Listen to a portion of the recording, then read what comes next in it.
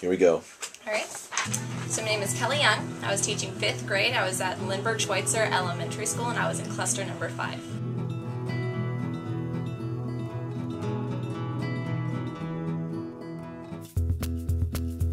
So my inquiry question revolved around English language learners.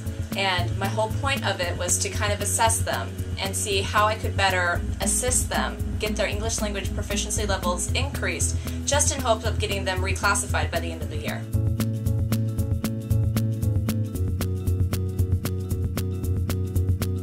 Knowing that as a teacher I need to evolve with my kids. I can't just stick with the regular curriculum that is given to me because that's easy.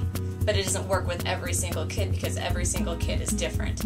Every single student learns differently. So if I was just stick by the curriculum, they wouldn't get much out of it. So as an educator, I have to evolve with my students. I did have a small group of ELD students who needed to be reclassified because they've been stuck. There was different components where they definitely excelled at, but writing was not a strong component for any of them, and so it really was an area where I needed to push them. And so what I wanted to do was use their strengths. And for my 3 kids, over the course of the year, they started to develop their social language. So I, again, utilizing that strength, decided to take that group aspect, have them talk it out first, become comfortable with the academic language before they had to go to the writing component. And since they had spent a couple days using that academic vocabulary, I then had them use what they knew and began writing their pieces. And they actually turned out very well. The topic that I chose was child labor issues, and the main reason why I chose it was because the pieces revolved around kids their own age.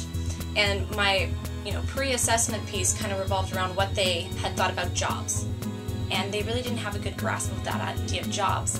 But once they got into the piece, their curiosity peaked. And what I found and what surprised me was the fact that they had jumped into it, had done research on their own. I had one kid come in on an entirely different country that we hadn't even talked about, and just started going off on whether or not he thought that it was still right, if it was still going on. Like, it was a really interesting kind of concept to really see kids take that idea of child labor laws and jump right into it. I was seeing it in the writing a lot more, and they were more than happy to write for me. With 5th graders, it's a challenge to get them to write. And the conversations that they were having with each other too, because I was filming them and watching them later, they were actually doing more student-to-student talk as opposed to answering the question and moving on, answering the question and moving on. They were actually having legit discussions with each other about whether or not it's right, and so it was interesting to see them go to an entirely different level with the idea.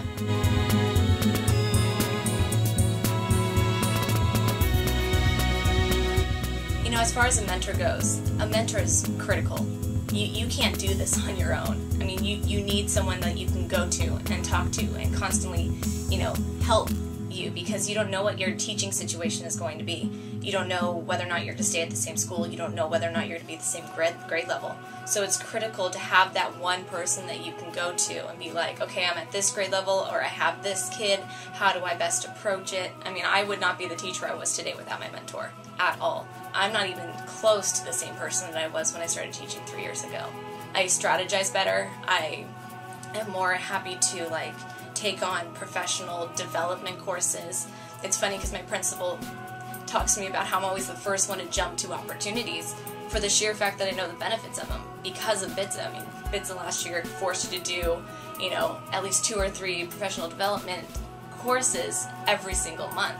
And so instead of just looking for the ones that, which ones could be, over and done with quickly, I was looking at the ones that would help my class better and strategically have my kids perform better, because I hold my kids up to higher expectations. And that's something that I started out with, but it was, through the inquiry process and learning, essentially, and looking specifically at certain details of my kids that I was able to, take what I was learning through all the professional development and all of the different module pieces and through the help of my mentor to bring all of my kids up to the next level.